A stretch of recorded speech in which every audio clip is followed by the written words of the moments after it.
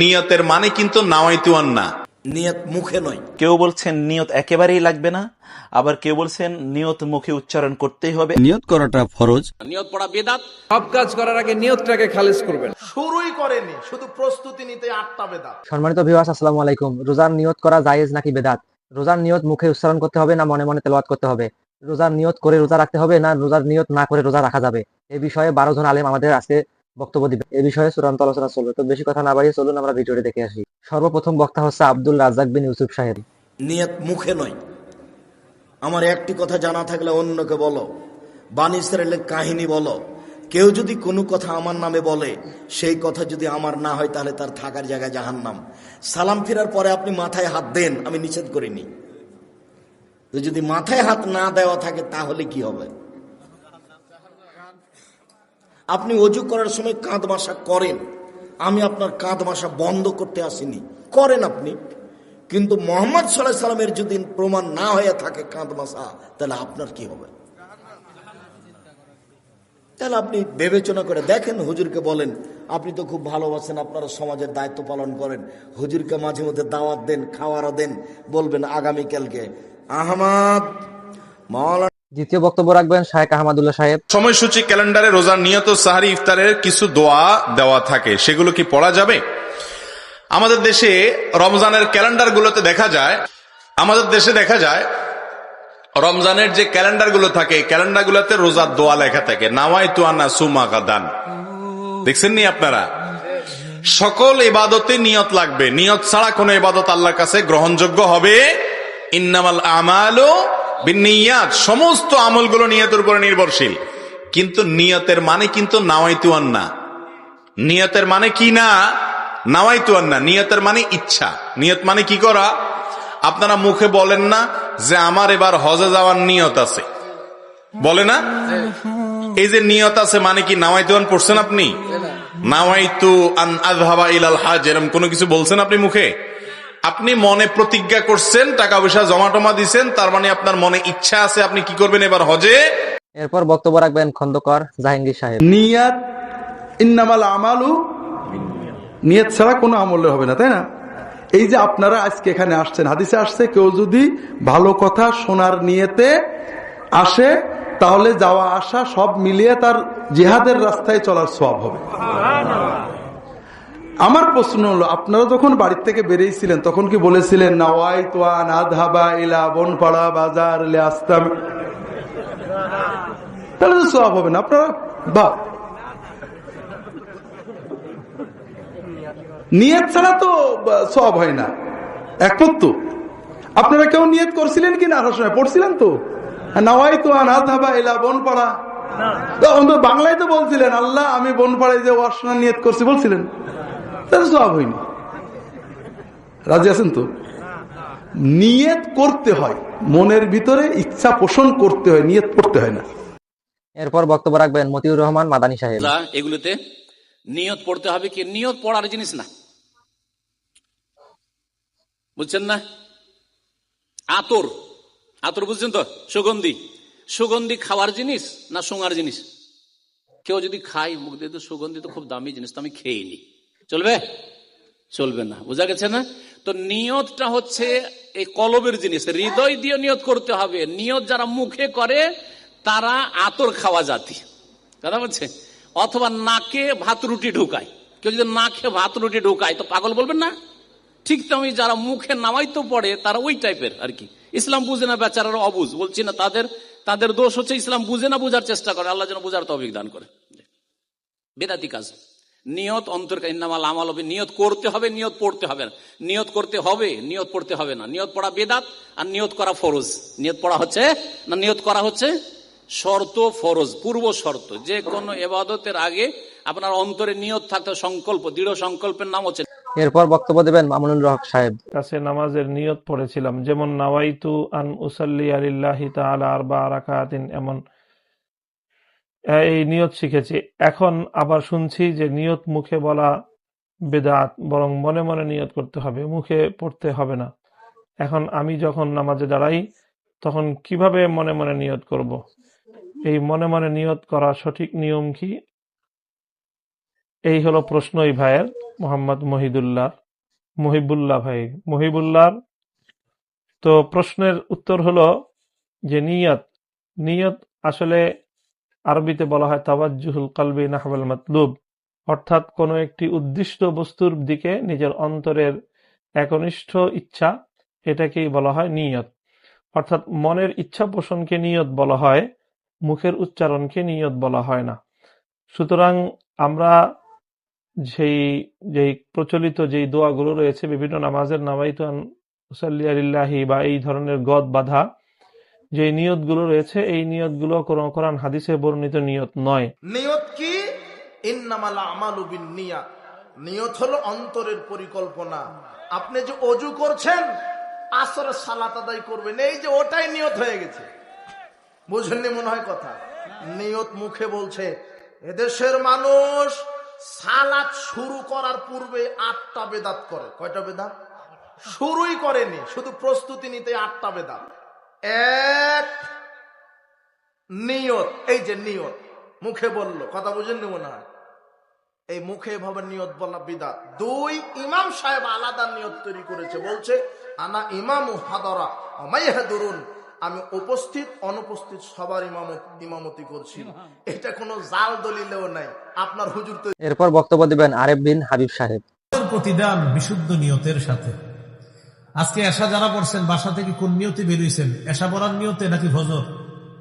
বাস, মুখ দিয়ে আর বলা লাগবে না, এটাই নিয়ত হয়ে গেছে। আমাদের দেশের মানুষরা যতই নামাজের নিয়ত মুখ দিয়ে বলা লাগবে না, যতই বলতেছে, কিন্তু এরপরে জানাজা আর ঈদের নামাজে দাঁড়ানোর পর ইমাম সাহেব, হুজুর ওই জানাজার নামাজের নিয়তটা একটু বলেন তো। বলতেছি কি মুখ দিয়ে? কোন নামাজের? আবার বলেন, কি বলতেছে ইমাম সাহেব? জানাজার নামাজের নিয়তটা বলেন তো। মানে সেও জানে যে এখন কি পড়বে, তো হয়ে গেল। তারপরে বলে একটু নিয়তটা বলেন। ঈদের নামাজে দাঁড়ায় ইমাম সাহেব বাস সর্বশেষ বয়ান শেষ করে, ভাই আমরা প্রথমে এরকম করবো, আল্লাহু আকবার বলে হাত বাঁধবো, এরপরে অতিরিক্ত 3টা তাকবীর দিব, আল্লাহু আকবার, আল্লাহু আকবার, আল্লাহু আকবার, এরকম বইলা হুজুর খুতবাটা শেষ করে, বাংলা বয়ানটা শেষ করে। তো শেষ করার পর যখন হুজুর এখন নামাজ পড়বে, এই টাইমে কয়েকজন মুসল্লি পিছন থেকে, হুজুর ঈদের নামাজের নিয়তটা বলেন। কি বলতেছে? কি নামাজের? তো সে জানে কোন নামাজের, তো হয়ে গেল ঈদের নামাজ। তো এরপরে বলে নিয়তটা বলেন। তো ইমাম সাহেব নিয়ত বলে, বলার পরেও মনে করেন বুঝাই দেয় যে ভাই এইভাবে বলে ফেলেন, হয়ে যাবে। না হুজুর হয় না, আরো সহজ করেন। শেষে আর কি বলবেন আল্লাহ আমগো হুজুরে যে নামাজ পড়ে আমি ওই নামাজ। আল্লাহু আকবার। বলছেন নিয়ত একেবারেই লাগবে না, আবার কেউ বলছেন নিয়ত মুখে উচ্চারণ করতেই হবে, এবং এই উচ্চারণের জন্য তারা এক ধরনের শব্দ বা বাক্য তারা তৈরি করেছেন বটে। দুটোই কিন্তু প্রান্তিকতা এবং দুটোই ভুল। নিয়ত লাগবেই, প্রত্যেকটি ইবাদতের জন্য নিয়ত শর্ত।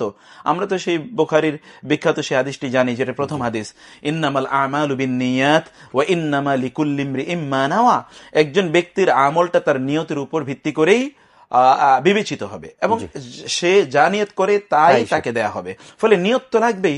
আর এছাড়াও বিশেষ করে রোজার ব্যাপারে বা সিয়ামের ব্যাপারে নিয়ত করার নির্দেশ হাদিসে এসছে। আমরা জানি দুটো হাদিস রাসূল সাল্লাল্লাহু আলাইহি ওয়াসাল্লামের দুজন স্ত্রীর কাছ থেকে, উম্মাহাতুল মুমিনিন তাদের কাছ থেকে এসছে। হযরত হাফসা রাদিয়াল্লাহু তাআলা আনহা তিনি বলেছেন, রাসূলুল্লাহ সাল্লাল্লাহু আলাইহি ওয়াসাল্লাম বলেছেন, মান লাম ইউবাইয়িতিস সিয়ামা মিনাল লাইলি ফালা সিয়ামা লাহু, অথবা মান লাম ইউমাইয়িত আস-সিয়ামা ক্বাবলা আল-ফাজরি ফালা সিয়ামা লাহু। ফজরের আগে অথবা রাত থেকেই যে রোজার নিয়ত করলো না, তার রোজাই হবে না। আর আয়েশা রাদিয়াল্লাহু তাআলার বর্ণিত হাদিসে সে রাসূল সাল্লাল্লাহু আলাইহি ওয়াসাল্লাম বলেছেন, মান লাম ইউজমি'i সিয়ামা ক্বাবলা আল-ফাজরি ফালা সিয়ামা লাহু অথবা ফালা ইয়াসুমু।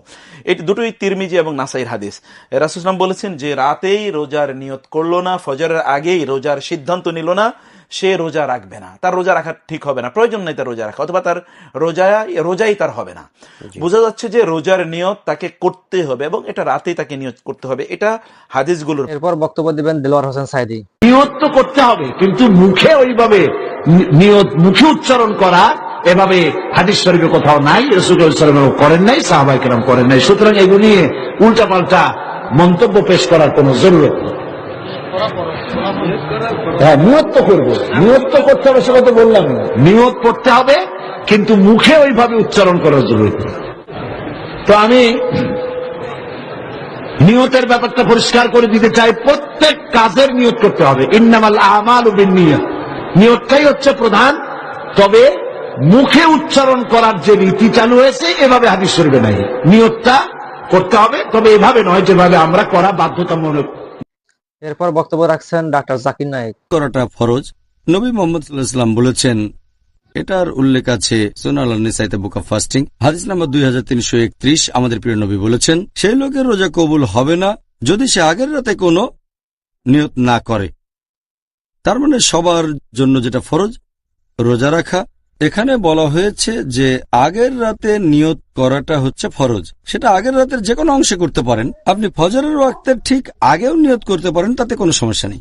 নিয়ত আপনি রাতের যে কোনো সময় করতে পারেন। একজন লোক রমজান মাসের শুরুতে নিয়ত করতে পারে, এই নিয়তটা সারা মাস বজায় থাকবে। যদি না সে রোজা ভাঙা, অসুস্থতা বা ভ্রমণের কারণে, তখন আবার নিয়ত করতে হবে। তবে মাত্র একবার নিয়ত করলেও চলে। অনেক মানুষের মধ্যে এরকম ভুল ধারণা আছে যে শব্দ করে নিয়ত করাটা আবশ্যিক। এটা আসলে ঠিক না। মুখে শব্দ করে বলতে হবে না যে রোজা রাখার নিয়ত করছি, কারণ আমি এই নিয়ত করেছি মন থেকে। নিয়ত সবসময় অন্তরের জিনিস। আমি যতই মুখে উচ্চারণ করি যে আমি আল্লাহর সন্তুষ্টির জন্য করছি, আর যে আমার অন্তরে আল্লাহর সন্তুষ্টি না থাকে, ওটা কি গ্রহণযোগ্য হবে? হবে না। নিয়ত পুরোটাই অন্তরের, এর সাথে মুখের কোনো সম্পর্ক নাই। সুতরাং আমি মুখে বলি আর না বলি, আল্লাহ কোনটা দেখবে? অন্তরেরটা দেখবে। সুতরাং আমার মুখে বলাটা বেকার। আমাকে কোনটা ঠিক করতে হবে? অন্তর ঠিক করতে হবে। সুতরাং নিয়তের সম্পর্ক অন্তরের সাথে। আমি কি নিয়ত, কি অন্তর নিয়ে কাজটা করতেছি, এটাই আল্লাহ সুবহানাহু ওয়া তাআলা ধরবেন। মুখে কি উচ্চারণ করতেছি এটার কোনো ধর্তব্য ইসলামে নাই, নিয়তের ক্ষেত্রে অন্তত। সুতরাং মুখে উচ্চারণ করার যত নিয়ম কানুন চালু আছে সব বেদাত। মুখে নিয়ত উচ্চারণ করতে হয় একমাত্র হজের, লাব্বাইক আল্লাহুম্মা লাব্বাইক লাব্বাইক লা শারীকা লাক লাব্বাইক ইন্নাল হামদা ওয়ান নি'মাতা লাকা ওয়াল মুলক লা শারীকা লাক। একমাত্র হজের নিয়ত হয় মুখে, বাকি কোনো কিছুর নিয়ত মুখে নয়, সবকিছুর নিয়ত অন্তর। সর্বশেষ বক্তব্য রাখছেন মিজানুর রহমান আজহারী সাহেব। নিয়ত খালেস করেন। ইন্নামাল আ'মালু বিন্নিয়াত। সব কাজের প্রতিফল দেয়া হবে নিয়তের উপর বেস করে, বেসড অন ইউর ইন্টেনশন। আপনার কি ইচ্ছা ছিল, এজন্য সব কাজ করার আগে নিয়তটাকে খালেস করবেন। নামাজে দাঁড়ানোর আগে যদি নিয়তে গোলমাল থাকে, নামাজ হবে? কথা বলেন। আপনি যদি লোক দেখানোর জন্য সালাত পড়েন, হবে? মানুষে আপনারে আলহাজ ডাকবে, এজন্য যদি হজ করেন, কবুল হবে? এরকম হাজি আছে না নাই? আলহাজ না ডাকলে চেত্যা ওঠে, আছে না নাই? তো আপনি চেতেন কেন? আপনি কি আলহাজ শোনার জন্য হজ করছেন? হজ করেছি কার জন্য? আতিমুল হাজ্জা ওয়াল উমরাতা লিল্লাহ। আল্লাহর শব্দ চুজিংটা দেখছেন? আল্লাহর রুচি দেখেছেন? লিল্লাহ, আল্লাহ যোগ করে দিয়েছে আতিমুল হাজ্জা ওয়াল উমরাতা লিল্লাহ। হজ এবং উমরা করবে শুধুমাত্র একজনকে খুশি করার জন্য। চিনি কে? অলরেডি আমরা সকল বক্তব্য শুনে ফেললাম, সকল বক্তা যা বললো সবকিছু আমরা শুনে ফেললাম। তো মুখে আপনারা যারা নিয়ত করেন তাদেরটা আবশ্যক হতে পারে, যেহেতু পুরোনো দিন থেকে আপনারা মুখে নিয়ত করে আসতেছেন। এখন কিন্তু দেখুন, পূর্বের যে মানুষগুলো ছিল তারা কিন্তু অতি জ্ঞানী ছিল না, অথবা সেরকম শিক্ষিত ছিল না। তারা কিন্তু সবসময় মন গড়া কথা এবং এমন এমন বিভ্রান্তি কথা শুনে এগুলোকে তারা সরিয়ে সরিয়ে এটাকে একটা ইবাদতে পরিপন্থী করেছিলেন, কিন্তু এটা সঠিক না। এখন দিন যাচ্ছে, শিক্ষা বাড়তেছে, দিন যাচ্ছে, মানুষ শিক্ষা অর্জন করতেছে। এরপর কিন্তু দেখা যাচ্ছে যে যত শিক্ষা অর্জন করতেছে তত মানুষ বই ঘাটাঘাটি করতেছে, তত হাদিস কোরআন ঘাটাঘাটি করতেছে। এর ভিতর থেকে বোঝা যাচ্ছে যে সম্পূর্ণ বিষয়গুলো ধীরে ধীরে বের হতে আসছে বা ফাঁস হচ্ছে। এরকম করে কিন্তু ইসলাম ধর্ম ধীরে ধীরে ধীরে ধীরে সম্পূর্ণ বিষয়গুলো বের হয়ে আসতেছে। আর পুরোনো দিনের মানুষগুলো কিন্তু তারা পড়তে পারতো না, একটা বলতো 10টা বানিয়ে বলতো, এরকম করে কিন্তু সম্পূর্ণ বিষয়গুলো গুলিয়ে ফেলে তারা সবকিছু জিনিস ইবাদত মানতো বা মেনে আসতো। তো যাই হোক, আপনারা অবশ্যই নিজের বিবেককে জিজ্ঞাসা করবেন যে কোনটা করা উচিত, কোনটা করা না উচিত। আমি আপনাদেরকে একান্তক মত দিব। এখন আপনারা যেটা দেখতে পাচ্ছেন এর বিষয়ে আপনারা এগিয়ে আসবেন। আর যদি এগিয়ে আসার মন না থাকে যে বাপদাদারা আমাদের মুখে নিয়ত করছে, তা আমরাও মুখে নিয়ত করবো, তবে দেখুন আপনার বাপদাদারা আগে কিন্তু গরুর গাড়িতে চড়ে বেড়াচ্ছিল, আর এখন আপনারা ভ্যানে চড়ে বেড়ান, অথবা রিক্সা, অথবা মাইক্রো, মোটরসাইকেল, উড়োজাহাজ এর মধ্যে চড়ে বেড়ান। আপনাদের বাবার মতো কিন্তু আপনারা গরুর গাড়িতে চড়ে বেড়ান না। তো যাই হোক, আর কথা বাড়াচ্ছি না, আমি এই কথাই শেষ করতেছি। ভালো থাকবেন, সুস্থ থাকবেন, দেখা হবে বরাবরের মতো পরবর্তী ভিডিওতে। আপনাদের শরীরের সুস্বাস্থ্য কামনা করে বিদায় নিচ্ছি আমি মোহাম্মদ জাকিরুল ইসলাম। এতক্ষণ অব্দি ভিডিওটি দেখার জন্য আপনাদেরকে অসংখ্য ধন্যবাদ।